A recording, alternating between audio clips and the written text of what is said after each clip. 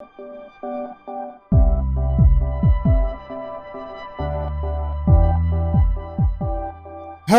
I'm Dr. Khurrum Shaukat Yusafzai. Today's video is about unfortunate accident that happened in Lake Havasu in the state of Nevada in the United States of America, where a 43-year-old Dr. Walter Foxcroft was killed, burnt inside the hyperbaric chamber which he owned himself, and it was inside his Havasu clinic, which he formed to treat a lot of different ailments like anti-aging and uh, uh, cognitive functions and different stuff. So let me tell you about who this Foxcroft was. Mr. Walter Foxcroft graduated from the University of Arizona in physiological sciences, and his minor was just chemistry, or his majors was just a chemistry subject. So he went on to become a mascot for the different sports teams, and he would carry on for a long time. Then he suddenly, after being with the sports team, he developed interest in physical therapy. So he became a physiotherapist by going to the state of Nevada, where in the Nevada University he applied for PhD in physical therapy. So he became a physiotherapist. That's why his name is Dr. Walter Foxcroft. He is not a medical doctor at all. He's not a clinician or a medical doctor. He is a physiotherapist by profession. So this guy suddenly developed interest in hyperbaric chambers, and he went to IBUM. IBUM is the International Board of Underwater Medicine, and this is in the United States. And the board of directors who certify, they perform like chamber operation courses of a few days, and after doing the chamber operating course you can operate a chamber, but definitely you're not a hyperbaric specialist at all. So the people who are behind the IBM, I would tell you. So the people behind the IBM are director of training. His chairman is a guy named by Joseph Dituri. He was a commander in the United States Navy, and he's an expert diver. Like, his qualification is basically that of expert diver, although he also puts a doctor in front of his name. But his basic experience and qualification is that of a deep sea diver, and he holds a world record for certain remaining under the water for 100 days. And uh, and here he is conducting the course as chairman and director, a board of director of International Board of Underwater Medicine. Under him is Dr. Jason Saunders. His wife is also a doctor. He is director functional medicine. So Dr. Jason Sonner has the international HBOT channel. Like, he has a YouTube channel himself, and he's well known. He's also not a doctor. He's basically a chiropractor, and he's in his 40s. And after his chiropractor profession, he suddenly became interested in hyperbaric chambers because he saw the effect of the hyperbaric chambers, and he did his hyperbaric course, and he started uh, claiming that he is a hyperbaric specialist, although he's a chiropractor. Although he did he's doing his PhD. Currently he's undergoing his PhD. He's doing some research in hyperbaric. But both Joseph Duturi and Dr. Saunders, they are not clinical medical doctors. They are like from the allied health uh, profession. So these guys are actually giving these certificates. So you can understand, you can get this course for around 120, US dollars, and you can basically operate the hyperbaric chamber, which does not mean that you are a qualified hyperbaric physician or a hyperbaric doctor of some sort. This confusion basically is the most in the United States of America, where a lot of people are claiming to be hyperbaric specialists, although they don't have a medical doctor background. They are not a clinical doctor. They are not fully trained in hyperbaric.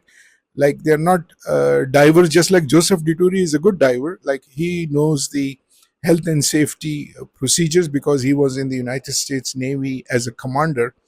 Commander is a good rank, and he's got a lot of medals and things.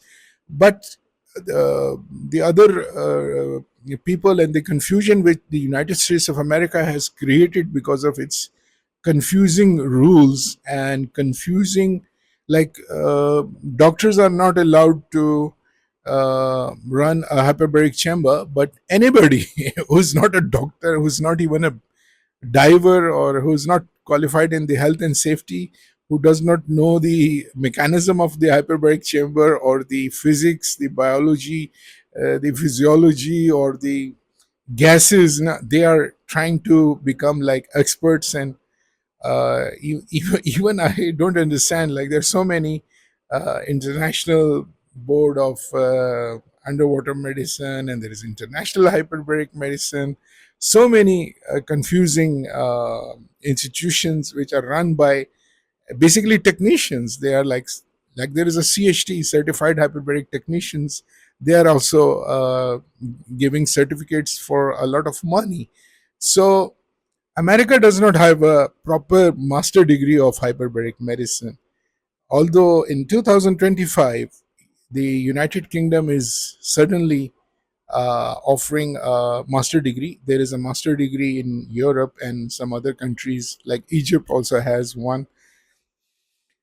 In country of Pakistan, we have a diploma, but we have a lot of training, like more than 5 years of training, and similar is the case with Turkey. But the pure master degree is the time that a pure master degree should be uh, you know should be offered, so that the people know what are the real health and safety guidelines. And this guy lost his life because of his lack of knowledge of the health and safety protocols. Although, if you look at his clinic, the Havasu clinic, which was open in 2025, in probably in the mid 2024 last year, and this guy worked well, developed a website, had the logo, and had two chambers.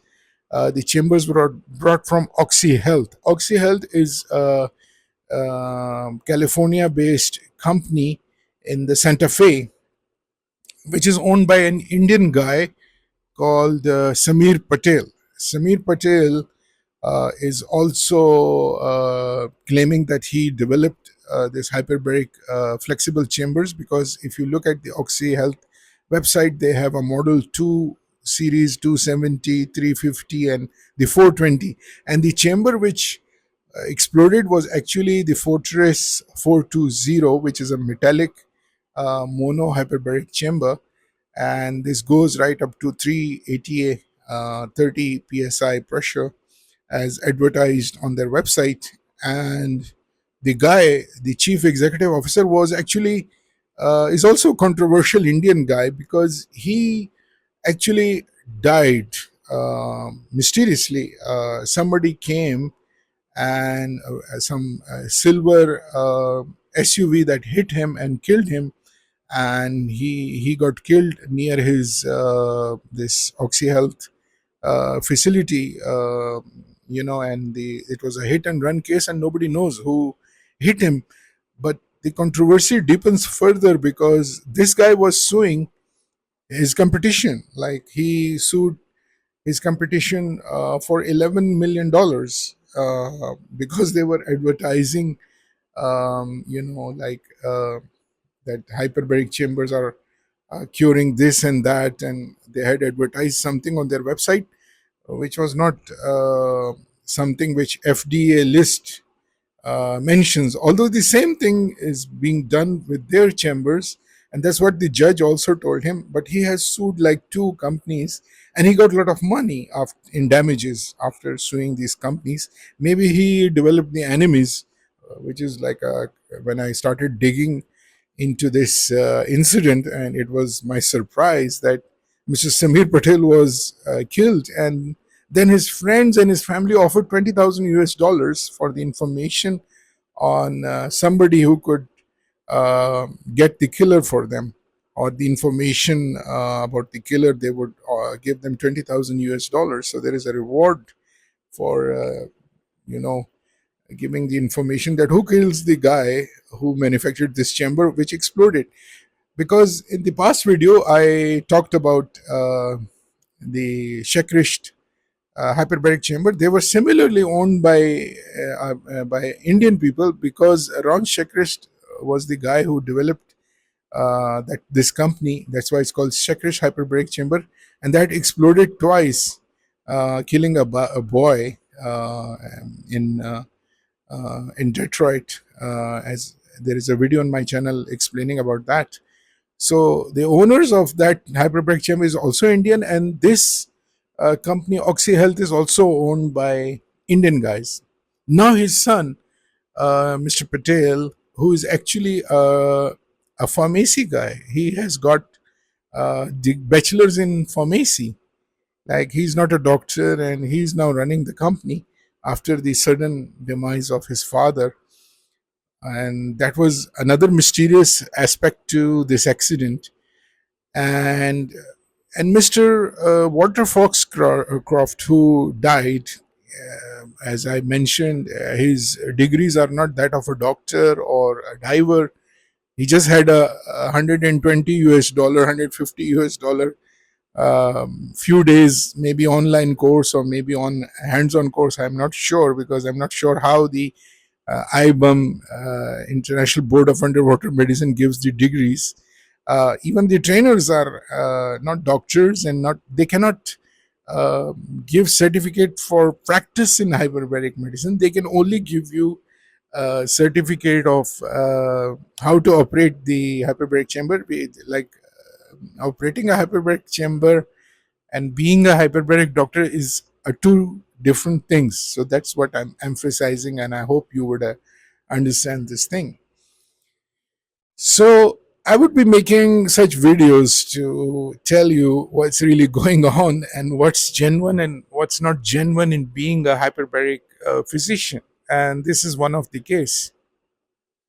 And then let's examine, like, why this hyperbaric chamber exploded. The company looks genuine. Like, if you look closely at the website, they claim they have a FDA certification for the quality of the hyperbaric chamber for the 420, and also the other flexible ones like the 350, 270 series. Yes, so they have this certification, and they were made exactly according to the laws of United States of America. So nothing seems to be wrong with the manufacturer. So if it's not the fault of the manufacturer, then what can be the reason? So there can be, to any accident, a human factor and the engineering or the mechanical factor related to the chamber. So we should analyze both of them one by one. So let's. I have explained the human factors one by one, that the doctor who was operating was not qualified enough. Furthermore, when the accident which occurred, at that time he was alone. There should be a person who is operating the chamber, and there should be a health and safety supervisor also present. So this guy obviously didn't have the course in the health and safety, and there was no other person present. He was alone. So that is a bit suspicious. Like, why he was alone? Was he trying to commit a suicide or something? So that comes to my mind, and I'm not sure. Don't have the data, and the accident is under investigation. Although the firefighters who came, what they saw was a hyperbaric chamber, and there was a lot of smoke, exactly like what happened in the Detroit and the smoke was coming out from the hyperbaric chamber. When they opened the hyperbaric chamber, they found the badly burned body, and apparently there is a flash fire in the oxygen chamber. So the I went to the website. I tried to look at the hyperbaric chamber. That is it oxygen compressed hyperbaric chamber, or is it compressed with air? Because there was some information about the compressor, like clean air was written, but I did not find any information that is it they were compressing the oxygen and then putting it inside and mixing air and oxygen, because I didn't see any. Although they were saying something about the hood, so if they're using the hood, maybe it's air compressed and the oxygen is fed through a mask or a hood. So that's not clear, but the chamber was definitely certified. It was given a manufacturing license by the United States laws. So you cannot say that he bought a chamber that was not according to the US standard, as all the hyperbaric control authorities are claiming now that buy the hyperbaric chamber, which has the certification. Of course, the checklist also had the certification, and this one, OxyHealth, also had the certification. They are FDA approved. They have the ISO and other quality yeah, pressure vessel occupancy. All the standards were ticked by the manufacturer, and they were according to that standard. So you cannot say there was something wrong. Like whatever they had given in their patent or specification, that was according to the standard. So it seems like the guy who was inside, maybe he did not follow the standard operating procedures or the SOPs. He maybe take some electronic device, maybe he was using a mobile phone, or he had a watch, like these Apple watches are electronic devices, or he had something similar, or maybe there was a spark because of certain metallic object. Sometimes the dental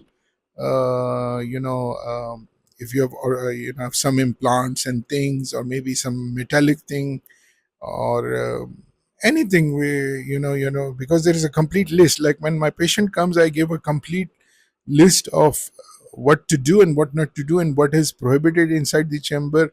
And also there is a assistant down there who checks the patient. We remove all the clothes and give him a special clothes to wear, so that they don't take something inside, like just short of a metal detector. We do everything. A metal detector is an expensive item to check what if they're taking something inside. And we ensure the proper health and safety protocol. That is the reason it's safe with the people who are properly trained. Over here, the guy is not trained. He just has a $120 chamber operation course, and he's not having any knowledge of health and safety. He's not a hyperbaric doctor. He is not qualified in functional medicine at all. He's a physiotherapist. He has a doctorate in physiotherapist from Nevada, and physiological science from University of Arizona. And the guys who train him, they are neither that, except the chairman, who is an expert diver. The other trainers are not fully. They're not full qualified divers. And actually, there is a confusion. Like all this information of hyperbaric is segmented. Like you get the diving information there, the health and safety information there, the medical treatment information is there. It should be combined into a big degree, and it's about time that we have a master degree and we collect the experts and bring them in one place and have a comprehensive degree. And the Americans should do that, because they're causing so many accidents, and America is most behind in this subject. And the people are actually, in spite of all these regulations and rules, they are found of getting these chambers, especially the mono ones are very dangerous. They're getting them, and they are actually putting them in their homes, and they're operated by people who are not trained. Like if you buy a chamber, you should be trained by a proper hyperbaric consultant who knows the health and safety SOPs, who would tell you how to maintain it, how to run it. And you should be in touch with the consultant during the course of treatment, after the course of treatment, and try to get as much information about the operation of this device. It's just like an aeroplane. If it is okay, it flies for 30 years, 50 years.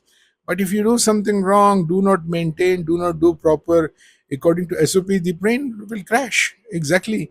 Although the plane is the safest mode of transport, more than the cars you ride daily and more than the trains. But if you do something wrong, it also crashes and causes accidents, and that's what's happening. And the quality of, let's talk about the quality of the chamber. The quality of the chamber, although it ticks all the existing certification, but still, like in my last video, I had told you that the mono chambers are the dangerous chambers. Even if it's metallic, like this Oxy Health, like the other one, the Shakrish was also metallic with acrylic glass that also had an accident. Even the flexible ones, they are also prone to accident, although they are at a lower pressure as compared to the metal ones. So, you know, that explodes, not cause fire, but it can also catch fire theoretically. Also, the mechanical ones, or the steel ones, or the aluminum ones, the metallic ones, also has certain drawbacks. Like the drawbacks are that they don't have a fire suppression system. Like in multi-chamber, we have a fire suppression system, that sprinkler system switches on and it extinguishes the fire within seconds. So that system is lacking in a mono chamber, and it's not possible to have it in, it's possible to have it in the metallic mono.